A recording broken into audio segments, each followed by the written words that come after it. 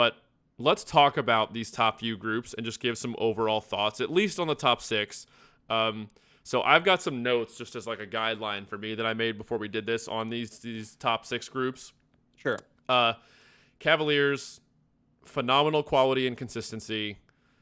The battery blend was second to none, man. The tuning scheme, they all hit the drum the exact same way. There was no doubt in my mind that if I went down that snare line or quad line, probably even the bass line, and I said, play your part by yourself, it was going to be very, very good. From a sound standpoint, tempo, rhythm, it just had that level of sameness across the board. It was the one battery, well, I won't say the one, but definitely the most stood out. Just the 3 sections locked in, like just vertically. The balance, all 3 sections. And I told somebody this, when I was sitting there listening to him, like we watched the whole semi-slot from beginning to end, like 8s on. And I think they ticked like 2 things total. And you can't say that about anybody else we watched. No. And I was able to sit there and listen to that and just enjoy it. Like I wasn't waiting for ticks. Like I just was expecting them to play clean. And everybody else, I was just kind of like, when's it going to come? And it usually did. And it usually did. And nothing was egregious. Nobody blew up in the lot. Nobody did anything crazy. They just didn't have those. They didn't. So. It was. I mean, we talk about that Atlanta lot for Boston last season. This lot, from a completeness of package and just pleasingness to the ear, as a battery trained person, and my ears are trained and everything, like it just felt good. It just felt good to sit in front of it. You knew it was going to be good from start to finish. And just some of those tap 5s and rolls and just all the tap quality in the snare line and the quad line, the bass line balancing within splits, the unisons, like just the whole thing came together as an amazing, amazing package. And I think it was pretty obvious. And obviously their front ensemble was incredible. From everyone that I talked to that knows more than me about fronts, I could tell that it was something special going on up front. And everyone I talked to was like, yeah, they're just nasty. Just nasty. So, well-deserved. I think they got it right. All 3 judges had them in first, which speaks for itself. From there, Boston. So, absolutely crazy book. Crazy note density, speed, velocity, definitely aggression. The most demand. The most demand in terms of physical demand within the playing of the book and just, goes to Boston. I would say chops required. Yeah, that's what I mean, physical demand. The chops needed to play that book, and just the speed and density rounds, and just everything. And we talked about shout out to their quad line. Their quad line was probably the best quad line I saw all weekend. Just incredible. Probably. 2 things. They ticked more than the Cavaliers. Nothing crazy, but just more little scratchies.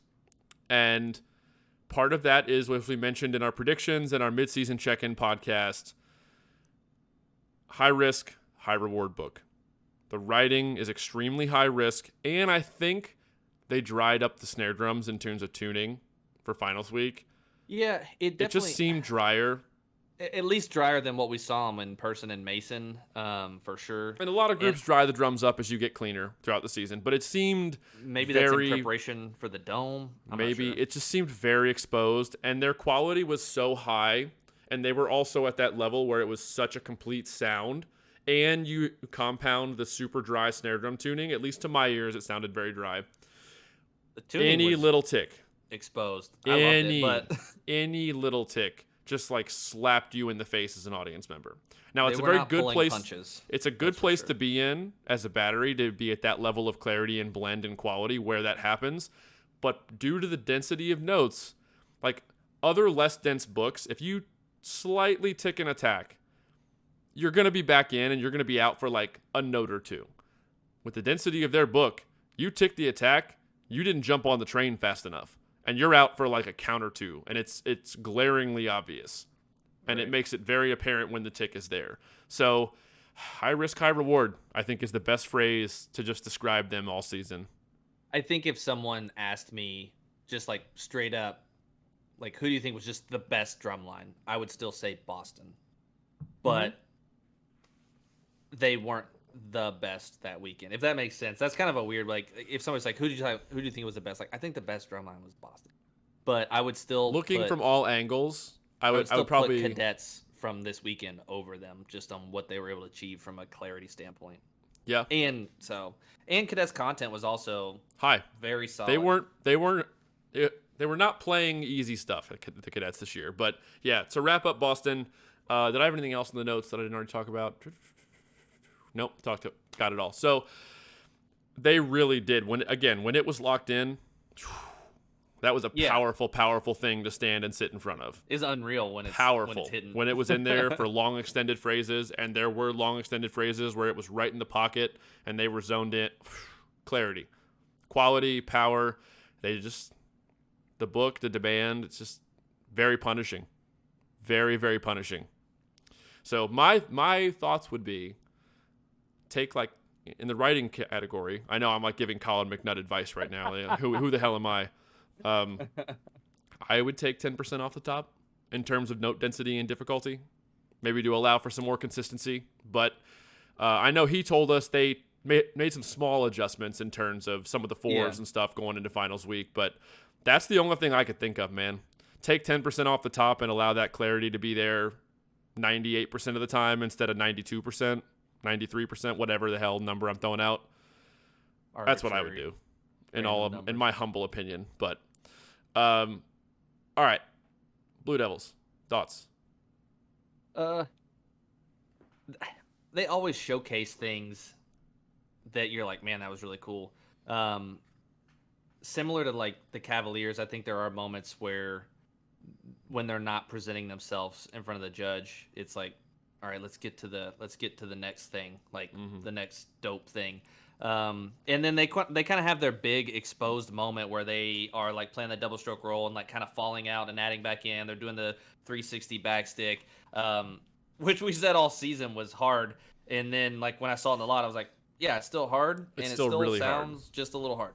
Yeah, I was surprised they never changed that. They're another one too. They're, like when Scott was on here, it's like, we designed the show to be the best show, to be the best Blue Devils show, not to necessarily win percussion.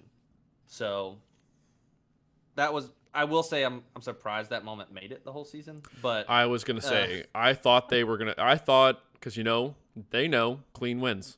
They've watered stuff in the past that didn't work out and the members didn't get in time. I was shocked, honestly, that it was still there. Yeah, but they a lot of other stuff know what they're doing. Oh yeah, they've won so many drum titles and so many gold medals and stuff, like, which I'll talk about in a minute. Back to Blue Devils for a sec. The baseline was phenomenal. Best baseline of the summer. Their baseline was absolutely incredible. Quad line. They ripped that feature. They're on like the back hash. I'm like, come forward. Yeah, let us hear you. I mean, you can still hear it because they're just freaking wailing. But their baseline was nasty. The quad line was solid. The snare line, I thought had really good quality when it was in there. I just thought they ticked a little bit. Yep. That was the name of the game. Like, Cavies won due to consistency. Boston ticked a few too many times. Blue Devils ticked a few too many times. We talked about devs for a few. Blue Coats, Crown. Blue Coats. Let's do Coats next. I thought this was one of Rarick's best books he's probably ever written. Dude, I love... so this will be kind of in tandem, too, with Boston. Like, they obviously took a lot of risk. I love when the groups take risk. I thought Blue Coats took a lot of risks just from a percussive ensemble, a drum corps ensemble as well. A lot of that stuff they were doing with the modulation and the bump chart. The timing and demand is unreal.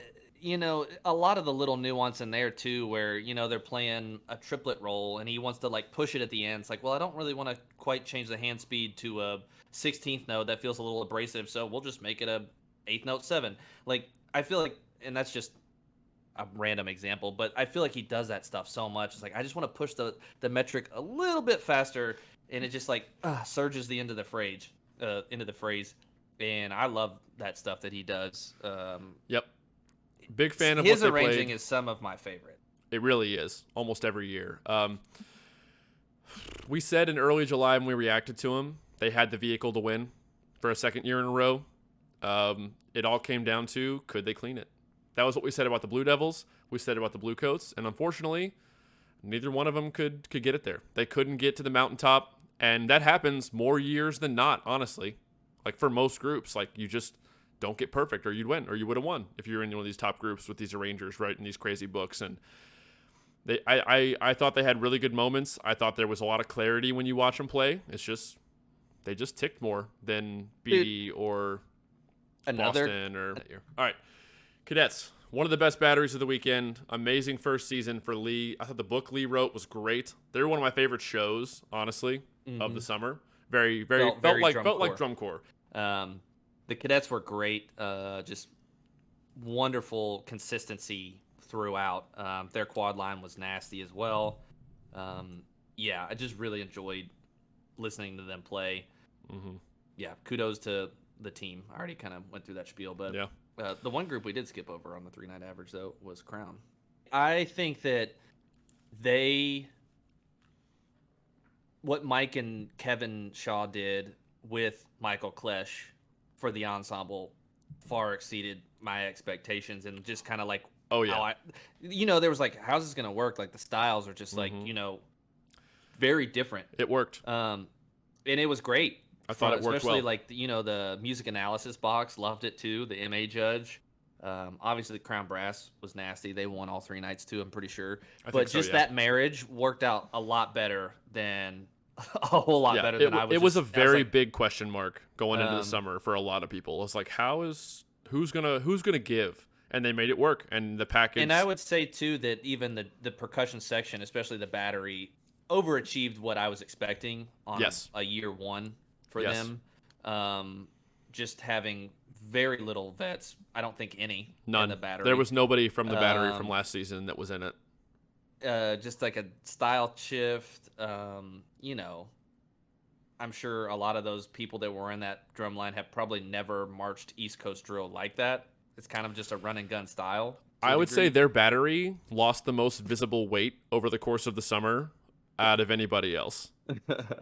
They were a lot skinnier at the end, and if you watch their drill, it makes sense. DCI P90X. Yeah. I will say I was concerned going into Allentown week after Atlanta.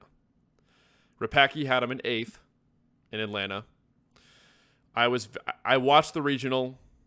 I was very, very concerned about where they were going to be at the end, and I did think 8th was a little harsh, but again, not on the field, watching the stream, grain of salt. I don't know. I literally texted Jared Andrews, the battery coordinator, I think early finals week, because I watched Allentown, which was a massive improvement for the drumline over Atlanta. And then I saw a clip randomly he posted from a rehearsal day at the beginning of finals week that sounded pretty freaking good, if I'm being honest. I texted him. I was like, dude, I don't know what you're feeding those kids the last week and a half, but it's working. You guys sound a whole lot better than a week ago. They just started feeding them. And this is Jared Andrews in a nutshell. His response was, "I love this game." That's all he sent back. I was like, "That's amazing." They were grinding. You could tell they were just he was in his element. The kids were just going after it.